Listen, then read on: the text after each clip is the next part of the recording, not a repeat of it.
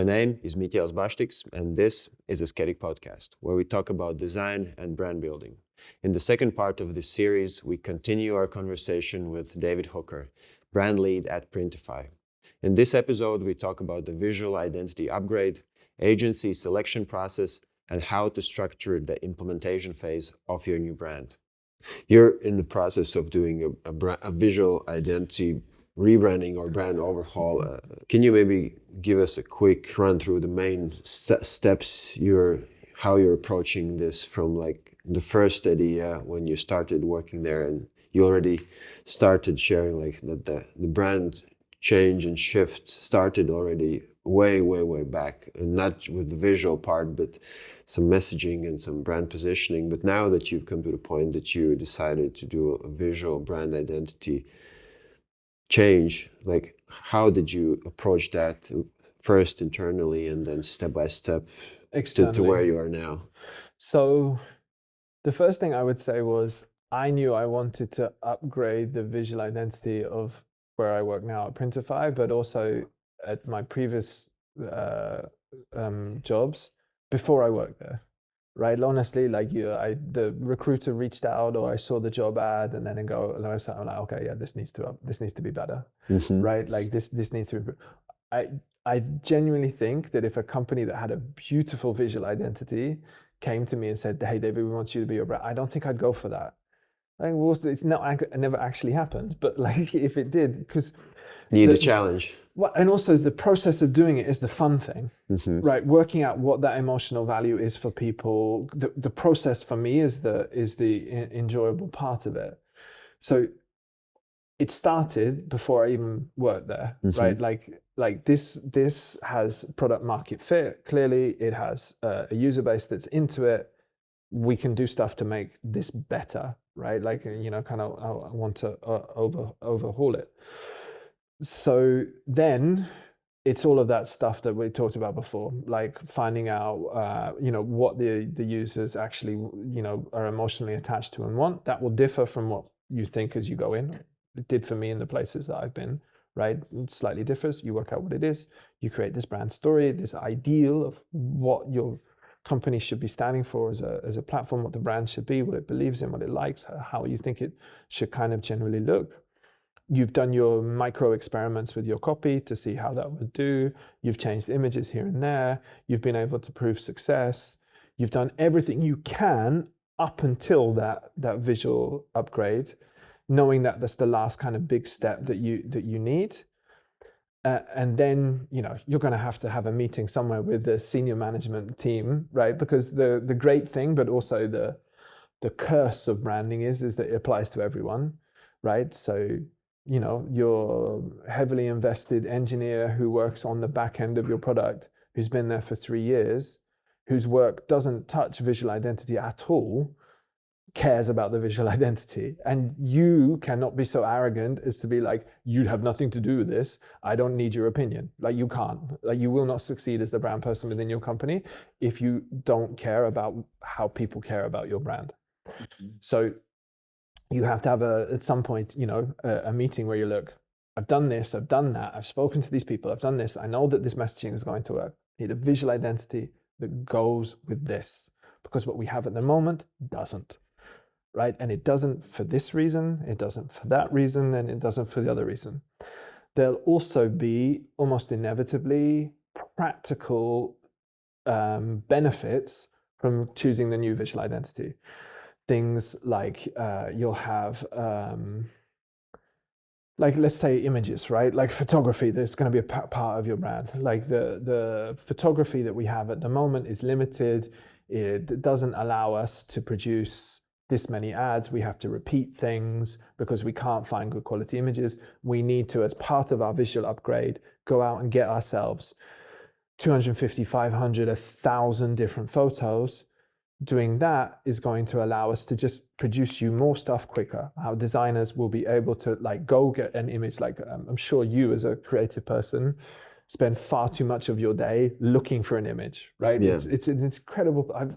I sit with designers even now, and you're going, well, nah, not that one. Try that one. Nah, no. It's just because you're a designer who's and you're a wonderfully talented person, doesn't mean you can find that image necessarily all that much faster. Like perhaps you might have seen, you might be a bit faster than someone else, right? But not massively. So that's a practical thing, right? Having those pictures practically allows me to be faster. And there'll be several of those. That's just one example. There will be several places where the new visual identity, once you've done the hard work of getting it in, will then make you faster later. Yeah. So you also bring that to play. You bring that to the table and go like, not only is it going to work better, but we're going to be able to iterate faster than we're able to iterate now. This plus that, the effectiveness of the messaging, the consistency and professionalism, plus operationally we will be better, means that we need to do this thing. And you'll get sign off on it, hopefully, fingers crossed, right? You're even though your executives or your founders are more kind of analytical, number-driven people, they'll see the value in it and they'll give you sign off to go do it. So that you do before you start. Absolutely. Don't go start talking to agencies before you've got buy-in with everyone. How often do you involve the whole team during the process? Do you do a big reveal just once it's finished, or you do like some? I bring the people that I need and can inform it in as we're doing it. Mm-hmm. You can't possibly show every single person, every little thing you're doing, every micro decision. But you bring the people you need who are closest to the customers in wherever you can. For me, for example, I showed a lot of what we did to our community team because they speak to the customers every day. Do you show some part of the process to the community as well? Like the power users or? Yes, and potential power users. We didn't do that until we had the sign off, right? So we've got the sign off, and then we're going to go do these things. And then by the time you're working with either your design agency, or if you're doing it in-house. Previously at Travel Perk, we didn't use an agency, we did it in-house, but we carved out a team that worked on that and nothing but that, right? I was like, you and you work on this and nothing else, and they become your agency effectively. And then when they're doing that stuff, you show bits of it to forward-facing customer teams that you think it's relevant to, or users, power ones or whatever it may be.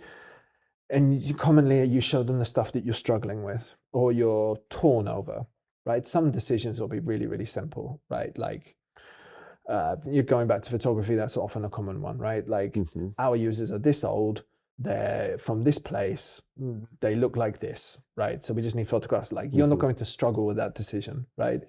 You'll struggle to find them, but you won't struggle to actually decide what it's going to be. But something like a logo or a color, it's a very individual choice, right? It's very subjective. So you might have a couple of options you're going for, a couple of directions you're going for. That's the point at which you bring in that outside opinion and you go that way or that way. And they'll go, ooh, I like this way. And you do it more than once, you do it to 10. And like if you've got a consistent pattern, if you've got 5 that way and 5 that way, it's just like, then choose the one you like the most because you're the one who's going to have to work with it every day. But if you see 7 or 8 are saying that I prefer that option, okay, that's the option we go with. Once you get the sign off from the team and from the stakeholders, then you start working and selecting the agencies. Yeah, so I've done it the in-house way and I've done it the agency way. Both have their benefits. You must have a strong internal team to do it internally. Yeah. I mean, at Travel Perk, we had a really, really super talented, experienced from an agency art director. So he'd worked for a long time in agencies. So he effectively was that person. So we didn't have a selection process because he was fast. It was fast and he was already with us. But that was fortunate to have such a person with that experience. You probably won't have that person already in-house and existing with you, right? And I have a problem of bad brand. So usually if you have that person, you're solving it. That was a little bit of a unique sequence of events that came together. Commonly, you are going to have an agency, and agencies are great. Agencies are great. Well, great agencies are great. Bad agencies are not great. But great agencies are great because they bring you that little kind of fresh outsider perspective. They bring you a whole pile of creativity. And also commonly they'll have a bit more time to go speak to the users that you perhaps haven't been able to speak to yourself, and they can ask questions that perhaps you're a little afraid to ask yourself in case of what the response you get for them. So yeah, like you sign off first before you go talking to or carving out your in-house team. Sign off first, 100%. Yeah, then go speak to agencies, which, you know, honestly for me is the fun part, right? Like you have to have some process though about how you choose them. Yeah. Can you elaborate on that? Yeah. So for us, the way that we did it most recently was like I knew that we would have to choose an agency based on like the resources and experience that we had in-house, plus the scope of the project that we wanted to do. Printify is a very visually complex platform, more so than other companies I've worked at before, because we have a website and we have a product, but in between that we have a catalog, which is part product and part acquisition website thing, right? With SEO implications and all of that stuff. So it's a huge challenge operationally and visually. So I knew quite quickly we're going to need outside help with this, because there's elements of it that we're doing right now that we don't even have a ton of experience in doing, even though we're actually doing it right now. So we're going to have to go find an agency. That became quite apparent and quite clear. And so even before I got the sign off, I have people like popping up on my Slack or into my inbox going, David, when you do come to use an agency, I've got a recommendation, or I've seen these ones or whatever. So honestly, so you had a good list already? Well, I didn't have a list. I had, I know, 7 or 8 emails from people somewhere that had dropped something. So what I actually did was like, look, guys, I've got the sign off. Here's a sheet. If you've got an agency, drop it in. Right. And not the whole company, but like a good portion of the company, I said, like, you know, off you go. And we ended up with a long list of 70 different names, like 70 different agencies. So our art director and I went through those 70, and then I went through them with a criteria. For us, it was they have to have done a digital product platform SaaS company. They must have that experience. Or in the portfolio that we can see on the website. Like they might have it hidden somewhere else, but you know, we don't have time to ask all of them that. And and every agency you go ask for that, they'll find it somewhere, like, or kind of like, oh, well, we have this, and like so. A quick interruption. What was the way you evaluated? Was the website or social media? Like the how portfolio, did you, like which just is domain, just website? Commonly that's on the website. Sometimes it's on the Instagram feed, like which every agency will have these days. But you look at those two things. So I'm looking first for like in your portfolio, have you done something in that space? Second thing that we look for honestly is like they have to communicate in English. So do they have good English on their website, right? Like that was the other thing. We looked at the logos that they had in terms of who they worked with. You know, are these forward-facing brands that we think have produced good quality stuff, right? If they've got obscure brands that we've never heard of, it probably kind of takes you off of the list. So we quite quickly took that list from 70 something to 20 something, like quite quickly, like just an afternoon. Me and the art director sat down going, no. Oh, yeah, nice. In you go. So then we have your list of say 20 or so. I then did outreach to those 20. How does that look? It's just like hitting up an email? Yeah, I mean, if you're an agency, every agency has a contact page, right? And they have a contact form or they have an email, right? Personally, I prefer an email over a form, because your form, you can never quite get what you want in there. Like, so like if agencies are listening to this podcast, put an email. Forms are annoying. So yeah, then I email off with a brief description of what we're doing. I don't give them the whole and definitive brief now, but like I can send them off an email saying, look, this is who we are. This is why we're great. This is what we're looking to do. Are you interested? Right? And if they don't respond reasonably quickly, that kind of takes them off the list. What was the time, like from the fastest to like when you're stop waiting? Oh, you'll get some that will reply to you the same day, like for sure. And And like if they're taking more than a week, Yeah, of course. honestly, That's the snail mail thing. yeah. You'll forgive some who like you send the email and you get an out of office. You'll be like, okay. And also, honestly, as you've taken your 70 to 20, as you go through that 20, you'll have your favorites, right? You'll have ones that you, I love the stuff that they do. So you'll also, honestly, you're having some that you hope reply, right? Like, and some that you're like, if they don't reply, then fine, like whatever. You'll also have some who weren't on your highest up on your list based on the portfolio, but they're really attentive and respond really quickly. Who they kind of promote themselves up that list a little bit, because this is where quality of the work that they do with the quality of service they provide start to become equally important factors, right? You can have absolute visual geniuses who produce wonderfully created, like, I don't know if you've ever heard the story about the Korean Air uniform. No. I forget the name of the designer, but it's a super famous Italian designer. It's like Armani or Gucci, but it's not one of those, but like a super famous Italian designer. And Korean Air, the airline, wanted to overhaul their brand, and in particular their cabin crew's uniform. And they gave this guy the brief, right? And like, I used to live in South Korea, and like South Korea working culture and like Southern European working culture are really different from each other. So, they gave him the brief or whatever, they paid him up front to do this thing, and then he went silent for months on end, right? And they're all like super worried, like, where is it gone? Where's it going? And then, one day he was like, okay, I'm done, right? Weeks behind where he was supposed to be, like, and then fortunately they loved the thing, right? Like, but for me, that tortured, uncommunicative genius thing, no thanks. like it's too risky, it's too stressful, I couldn't do that. So, we were looking for people who are communicative collaborators who we can work with.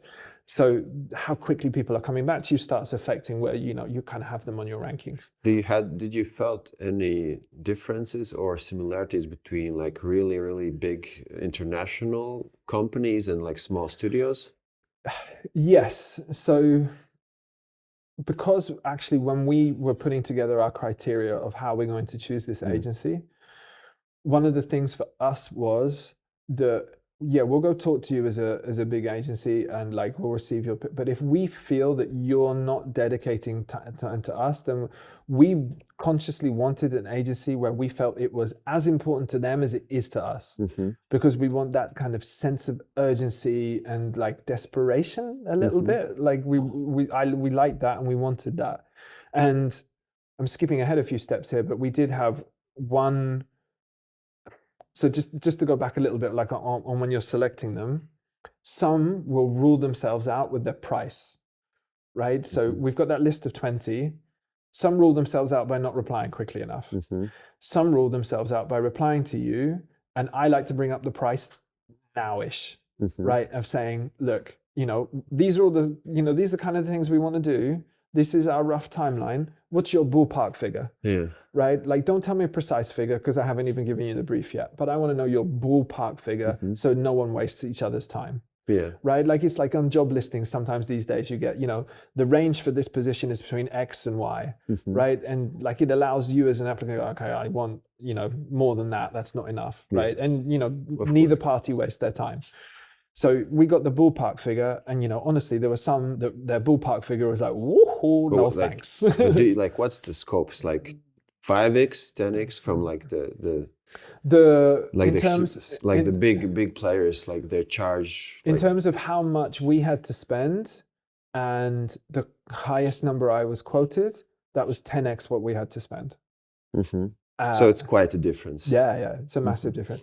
Also, honestly, we ruled some out by their budget was too low.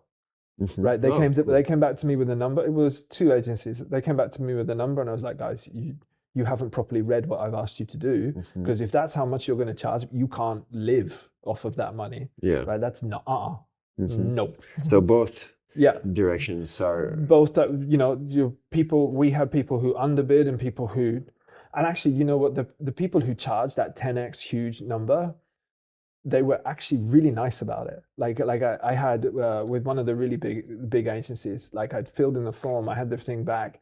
We had the biz dev person there, salesperson, I guess she was, put 15 minutes on my calendar. And she was like, hey, David, really like what you did.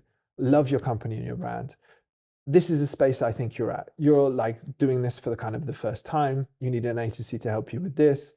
And you probably have a budget of about this. And I was like, yeah, you've got that right. Yeah. We work with companies who are looking for this, that, this is their third or fourth rebrand, and we charge them this much for it. And that's way too much for you, right? And I was like, yeah. She was like, thought so. In that case, my recommendation is for you to go speak to this agency and this agency. I think they do really great work in your space. We've only wasted 15 minutes of each other's time. Hopefully this, and she was like, when you're on rebrand 4, come talk to me. So they were, like super, super nice about it. Wow, but that's professional. Yeah. Like as a rejection, that's It was, like it's a a nice way to do it. So now your list of 20 for us became a list of 6, right? And we had a nice mix in there of big, small, boutique, because we're a printing company, right, who's producing physical, tangible objects. We wanted companies who we thought had experience of physical, tangible things. So we had a nice balance of agencies who we felt were digital first and ones who were physical first.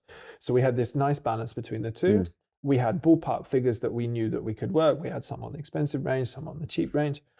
And so at this point, I'm also able to go to senior leadership, like it's going to cost between this and this, and it's going to take between this and this. And, we're speaking to agencies. Then you get tighter and stricter about what you're going to do. Then you need to hand off the brief to people. I try to make that brief as detailed as I possibly can, right? That whole brand story that I've talked through, our experimentation that we've done, everything that we know about our users and our user base and their emotional value and all of that stuff, because I've got it all, right? Why not share it here? And it's a useful exercise for me to actually put it into a pitch deck, right? So share that with people. It's not a secret, right? Like this is who we are and this is the direction we want to go in. I think we made everybody sign NDAs anyway, because my legal department's really stringent. Easy, just get NDA, send it, sign it. It doesn't take any time at all. Make that brief as detailed as you possibly can. And then for me, like invite people to come pitch. You need to know who they're going to pitch to, right? Don't make that meeting too big. I think it's a mistake that I've made and I've seen other people make previously. It's like, let's have the agency come pitch to 20 people. And no. I think the group that we had was 7 or 8, maybe definitely no more than 10. And key stakeholders across, like you're going to get a lot of people who want to be involved in your brand process, who you probably really want to involve in your brand process, but you just, like if you have too many voices in the room, you'll never come to a decision. So for me, it was like, who are the key stakeholders who are going to be responsible for the work that's delivered? So for us, that's our head of, it's our art director, it's me, it's our head of product design, it was our head of product presentation, which is the people taking the photography of the physical products we have to produce. It's the CMO, who's my boss. It was our video lead, because he'd historically been a person who'd been at Printify for a long time and is also a creative and a strong creative voice, and our head of acquisition, because he's the numbers guy, right? Like, so you need to bring that numbers guy kind of thought process. That's your committee.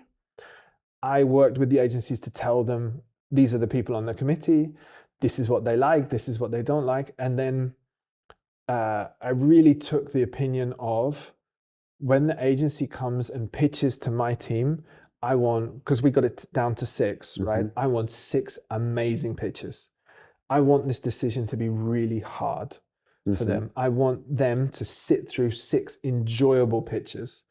So anything I could do for the agency to increase their chances of delivering a pitch that was great, I did it. And I said to them all, look, guys, I don't have anything more important to do than this.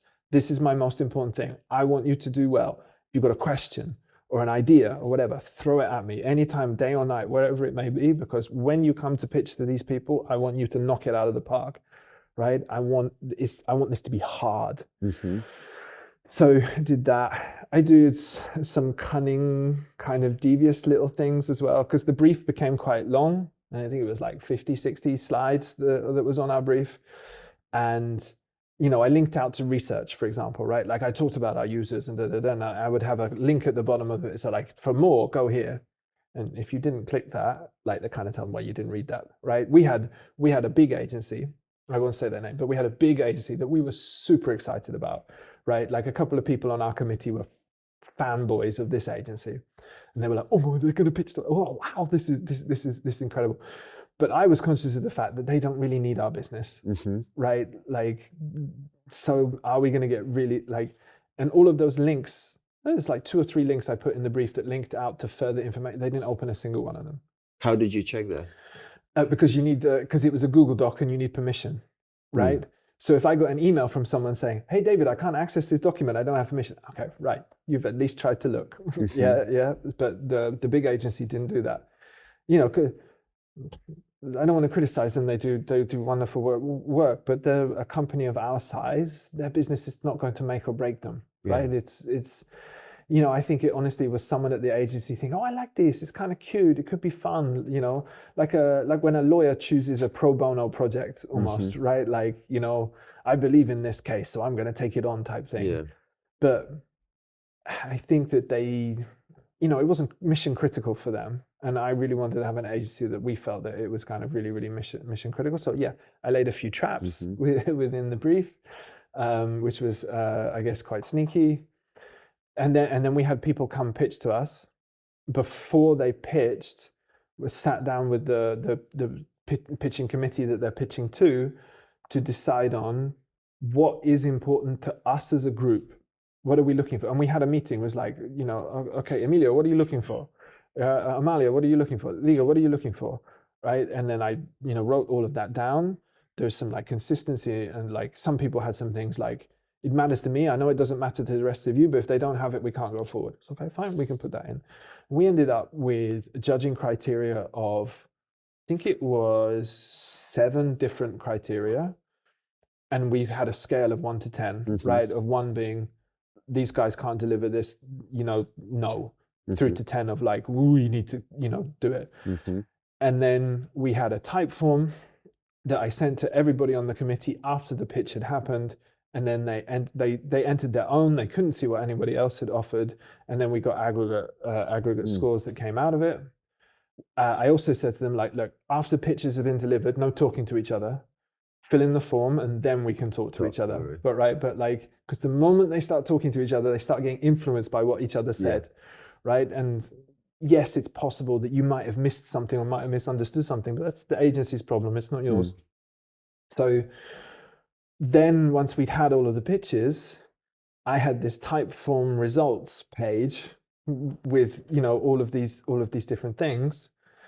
And then like I compiled them into a like mini pitch deck to show the committee and go, okay, guys, so this is what we saw. We saw this, we saw this, we saw this, we saw this. And then we'll have a discussion about what we've seen, and logistics and things like these that come into play, and, what we can do. But because we had like, this agency has the highest overall score. This agency is highest on this agency is highest on that, and this agency is highest on this. When we break it down, that discussion and conversation was actually really quite quick, right? And we ended up going with the agency with the highest score. And they, in terms of budget, they were upper middle, but they weren't the most expensive on the list.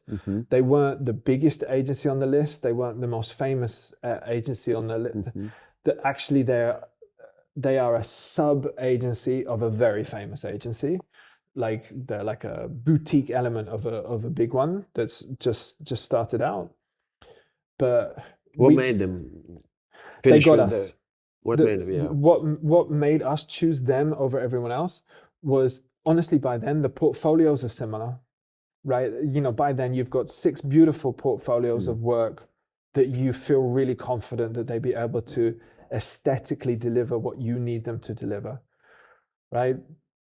The level of service, honestly, is, it's pretty good by the communication point. The communication is good really across the whole 6. The differentiator for us became, how well did they get the brief, right? How well did they identify, okay, this is the mindset of their users, and the thing is, I said to every agency, look, I'm not expecting you to come to me with fully fleshed out ideas for, like, it's not fair, right? It's not fair to go to me, hey guys, pitch me on how you would do this. And then I think every agency has seen this at some point, right? You go pitch, right? They like your idea, but they give it to an agency that will charge less money for it, right? I absolutely didn't want that to happen. It's not fair that we do it that way. But inevitably, people bring you some ideas, right? They're like, and that's up. If I've said to them, don't do it, but they do it anyway, it's their problem. Yeah. But some of them did. They came with not fully fleshed out ideas at all. They came out with stock pictures and some text that they'd added to something, not usable at all in any way, shape, or form. But they got us. They got what we were trying to do, and the group could really see, yeah, they get it.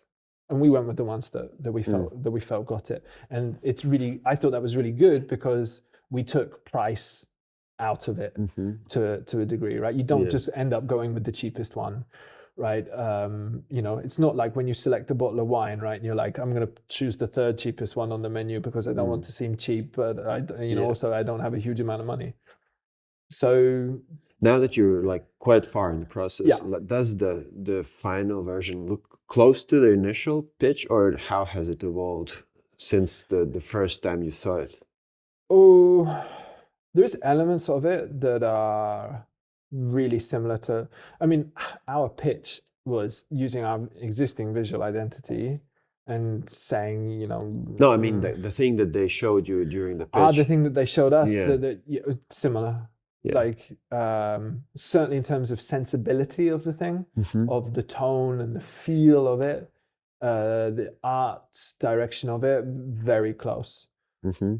Other bits of it, still, even that I would say, like, the thing that they pitched to us had green in it because that's your core color. That's our color at the moment. Like we said when we delivered the brief, like, do whatever you want. Like, we're not particularly attached to green, but they were like, we like the fact that you have a color.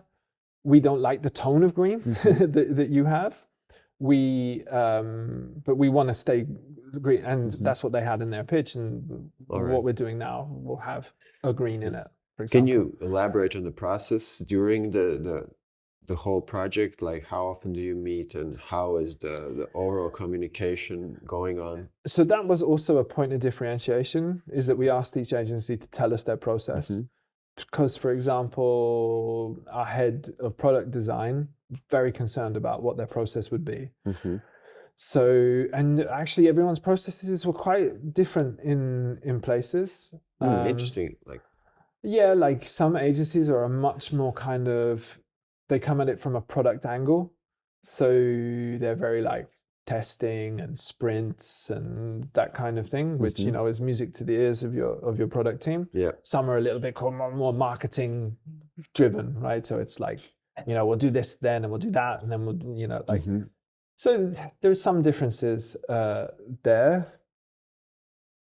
For me, what's important is that whatever approach it is that you take, it's structured, right? That it's not just like machine gun and just fire everything everywhere and hope that it works.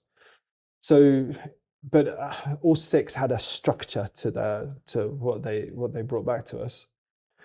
So, in terms of who we actually went with and how often, at the beginning of it, a lot. Like I was speaking to them 3 times a week, right? And we're having check-ins on things a lot, right?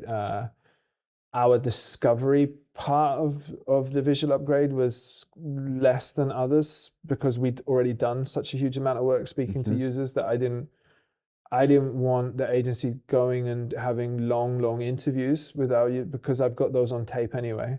Right? Just go listen to them, like, because scheduling meetings can add take weeks onto your process. So it's like, don't bother with that. Just go listen to those ones. So that was a little bit kind of curtailed, but at the beginning of the process, a lot. Now that we're kind of more towards the end, less. Now it's check-ins. Right? And honestly, I skip them sometimes. It's more like the art director and the designer who I trust on my team. I'll go into them and they're checking on very small details of what one Figma file has over another and whether or not the specs of it are Yeah, of course. But when it was at the ideation and the concept of the visual identity and the core elements of the visual, a lot, like, sometimes twice a day, that I was checking in with them, especially if I feel that it's not right. Right, if it's not what we wanted it to be and not where we,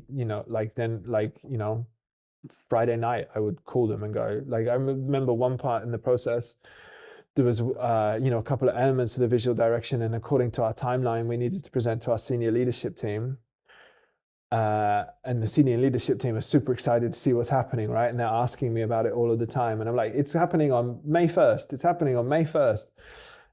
And then, like, it's the Friday night before May 1st, and like, I remember going, this is not ready.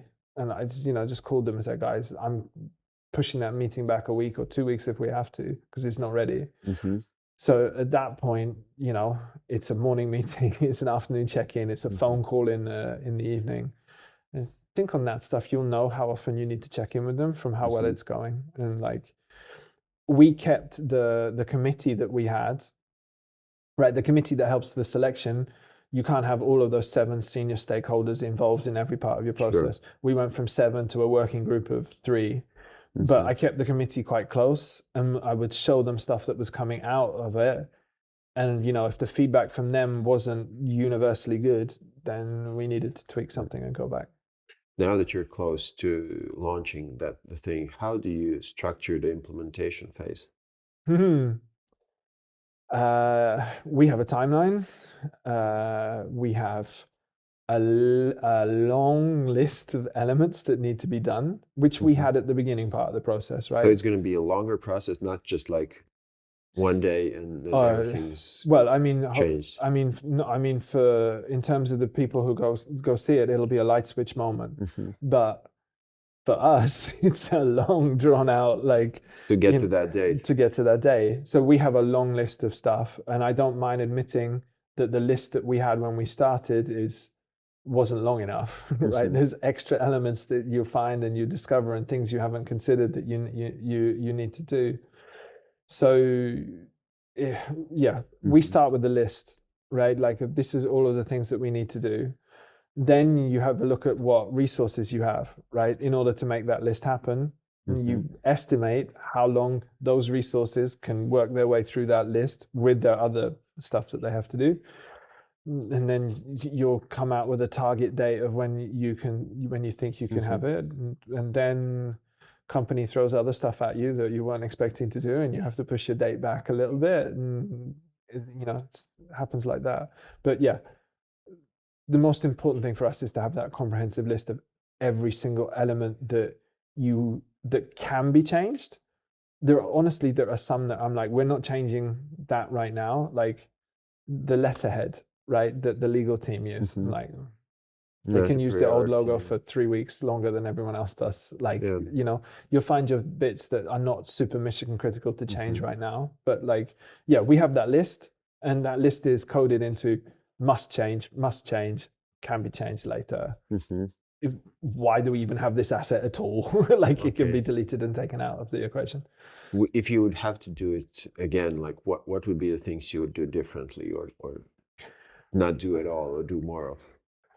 I think I would.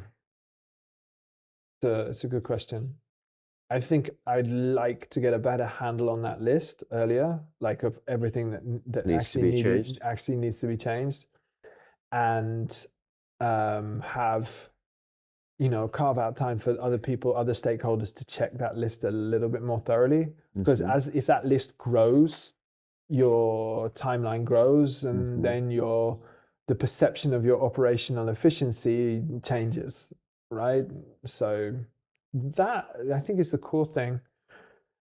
I mean, it's the third time I've been through this kind of a process, and I'm quite happy to say that, like, the second time we did it, I learned a lot, and this time I've been able to implement most of that learning. So, like, for me, for example, previously I learned that what you call the project is a really important thing, If you go around calling your project a rebrand internally, if you go around calling it a rebrand, you'll stir up all kinds of emotions, right? Like you'll get like you'll say it to the marketing team will be, yeah, we need a rebrand. Oh, it's awesome, let's do it. You'll say it to the engineers, and the engineers will be like, oh, okay, have you considered like the operational efficiency of how long this is going to take? You say it to the finance team, and the finance team is, rebrand over my dead body, right? Like I've had that happen to me. Literally, I've had a CFO write to me, over my dead body, like with full stops between them, because he had his previous company at that time, who actually have a gorgeous visual identity, if you ask me. But he'd been through that process, and he was like, it took 18 months. It cost us an absolute fortune, and I never really saw what the benefit of it was, right? Super analytical finance guy, right? So you're going to have those differing reactions. And actually what we did, what's a rebrand, right? Do you have to change the logo for a rebrand? Do you have to change the name for a rebrand? Right? Everybody has a different idea of what a rebrand means, right? Yeah. For some people, if you keep the same name, that is not a rebrand. Right? For some people, if you don't change the logo, that's not a rebrand. So honestly, this time I didn't use the word rebrand. Like when I pitched it and wanted to do it, like I was like, this is a visual upgrade as part of our brand story. And then people are like, okay, whatever. But now actually that they've, because we have internally circulated what our new visuals are going to look like. Now everyone's calling it the rebrand. Right? Even though I've never used that word, right? But they have obviously decided, oh, okay, it's different enough that we can call it the rebrand now, right? Even, like for example, we're not changing our name, right? That's staying the same. So it's a small thing, but I found it incredibly important for the success of the project, because you'll spend too much of your time kind of defending the fact that you even need a rebrand, even though the thing you're doing is kind of not, it's an upgrade or like, so just like find a name for it that doesn't upset as many people and like call it that, right? Like, because, honestly, if you call it a visual upgrade or a visual identity system upgrade, there's a bunch of people who, initially won't even know what that means. So they won't be upset by the fact that you're doing it. Do you have any plans and vision how you can measure the success of the project after it's completed and implemented? Yeah, we do. I don't want to go into like a lot of detail on what they are, because they're kind of very kind of personal and individualistic for us. But do you expect some setback initially from because it's something new, or you expect we've done a lot of testing throughout this process? Right, so from that micro testing I talked to you about earlier, to broadening our testing, to quantitative testing, like throughout the creation of this visual identity, we've tested a lot of elements of it. Can you expand on that? Like, how did you do that? The whole landing pages. With the new identity? With the new identity. Just running Facebook ads and... Facebook ads, LinkedIn ads, not where I am now at previous place, Facebook ads, SEO-based landing pages, right? Like these. And you compare it to the previous identity or two new ones?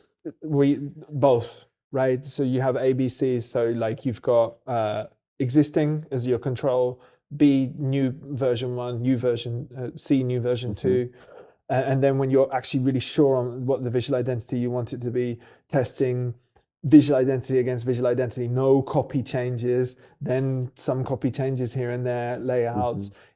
We how many 3 rounds of testing on some pages, right? To see. And did you go for the one that had the highest score, or just a part of the decision? I know the one with the highest score wins, for sure. In terms and the sample size of like how many people did you include? Until it's statistically significant, right? Like you as the brand person can't make that decision. Like we have a conversion rate of, specialist on our, and he tells me if they've won or not.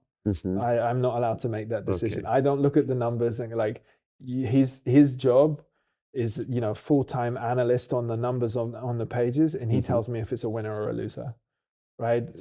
Not me. It's statistically significant. And we picked pages with high amounts of traffic so you can get that result quickly, because, we had the new visual identity out on landing pages for, I don't know, 3 weeks. So you might have stumbled across it and seen it or already, right? And the moment someone sees it, like you risk it's not consistent, or like having a screenshot and posting it. And posting it, whatever, like which, people I think honestly are unnecessarily scared of, but they are scared of that happening. But we picked high traffic, so okay, a lot of people will see it, but the time is relatively short, so we can turn it off. There's also some pages that you absolutely can't run those experiments, like you can't do it on your homepage. Right? Like I had my data guy saying to me, let's run it on the homepage. We'll get the best, most statistically. I'm like, no, guys, like then the cat is out of the bag. Yeah. Right. Like then it's done. It's over. So absolutely no, we're not doing that. One thing I like, because we just kind of touched on it a little bit there, that I want to mention on consistency and inconsistency, that I see brand people get really like worked up about it. Right? Like it has to be completely consistent everywhere. And I think perhaps there was a time when that was true, but in this digital internet age that we're living in at the moment, everyone is experimenting. Or like I know, go look at Facebook, or I know these big brands, they're trying something out, like a slightly different color on the heading or something here. The user base is used to a slight amount of variation on things. I think you're for your own kind of mental health, if more than anything else, if you're just sitting and going, is the shade of this color absolutely 100% consistent over, is the Pantone matching on this asset that the sales team are using over here? You'll drive yourself insane doing that stuff. Of course, if that stuff is seasoned, it's easy to correct, go correct it. But actually what you should really be doing is investing in having an amazing high quality brand story and visual identity that goes with it, and then you'll find people won't go off brand because they believe in the story and they love the identity, and they'll strive to stay on brand.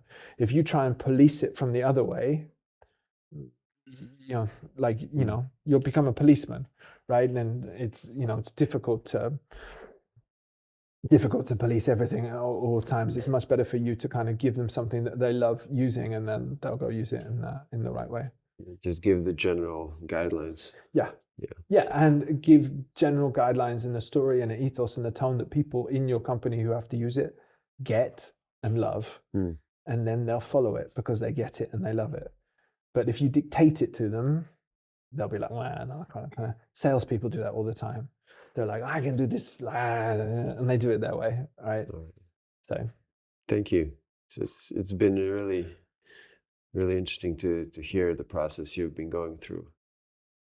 That's it for today, and thank you for listening. If you find these topics interesting and valuable, feel free to subscribe to Asketic Podcast at YouTube, Spotify, and Apple Podcasts. You can also write us at hello@asketic.com, and let's build impactful brands together.